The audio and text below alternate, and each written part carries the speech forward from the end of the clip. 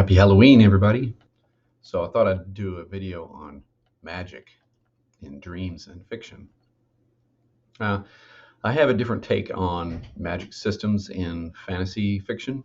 I don't actually feel like the hard, soft categorization that was made famous by Brandon Sanderson has been all that helpful for me. If I had to answer, I'd have to say I think that a magic system, it's okay to classify it that way, but there's deeper questions you want to ask about it. So actually, I think it's a good place to start. But if you want to know more about what magic really is in stories in general and in dreams, you've got to look at the symbolic. You've got to look at what the emotional imagery and symbolism is all about. So if you're a writer and you're thinking about writing something with magic in it, I think it's important to ask yourself, what does it symbolize? What might it represent? In King of the Forgotten Darkness, my fantasy novel, it'll be coming out in April next year. Magic is about the creative impulse within us. It's about other things too, but that's one of the main things that it represents. In the two worlds of that book, Midworld, which is a world much like ours but set in the future, someone who has a magical ability called a Magisborn is an extremely creative person to the point where it kind of hurts if they don't act on that impulse. It won't leave you alone. And any writers out there will know exactly what I'm talking about. So a creative impulse that is so strong that it won't leave you alone and it drives you bananas if you don't act on it is, in a sense, a thing that other people don't have to do or live with. But if you act on it and you develop it and strengthen it, then you can do things other people can't do, like create beautiful works of art, for example. And I think it's also important to emphasize that it does come at a cost as well, in some way or another. I think that kind of energy poured into something can come with a heavy cost. Maybe you are someone who fixates on things or hyper focuses on things. Maybe you're someone who is extremely absent-minded. So in other works, you can kind of see this at play. For example, using Sanderson classic Mistborn, magic is unlocked by some people by severe trauma. So on a certain level, it's symbolic of the untapped potential that is triggered by adversity. In Lord of the Rings, magic dwells with the proximity to the divine. The further up the chain of being that you go, say mortals, elves, Maiar like Gandalf and Sauron, and so forth, the more magic you have. There are some exceptions to this, of course, within these systems, and that's fine because it's supposed to be mysterious and somewhat whimsical as well.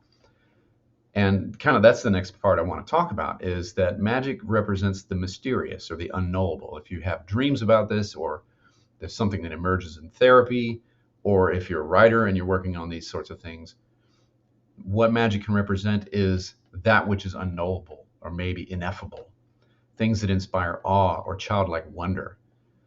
If you get super explicit about how your magic works in a system, or if it's over-explained in a piece of fiction, you lose a little bit of that. I think you lose quite a bit of it, that mystery and that awe and wonder. So I think it's easy to do that to the excess. So for the writers in the audience here, like, ask yourself, what is magic in your world? Maybe you've tied it to dragons. Say that's something that is popular. And why is that? Well, dragon's a very evocative image. It's something that's timeless. It appears in all sorts of different cultures and settings. There's something very powerful and archetypal about the dragon. So it makes sense to tie that to magic. But in a story, in a narrative, in a dream, you want to ask yourself, what is the dragon representing in this case? What is in real life dragonish, if you will? Is it maybe the awe and wonder of discovery?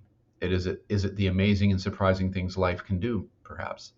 Or the jaw-dropping beauty of a sunrise over a snowy mountain range that seems to go on forever? Maybe it's a rainbow over an idyllic forest.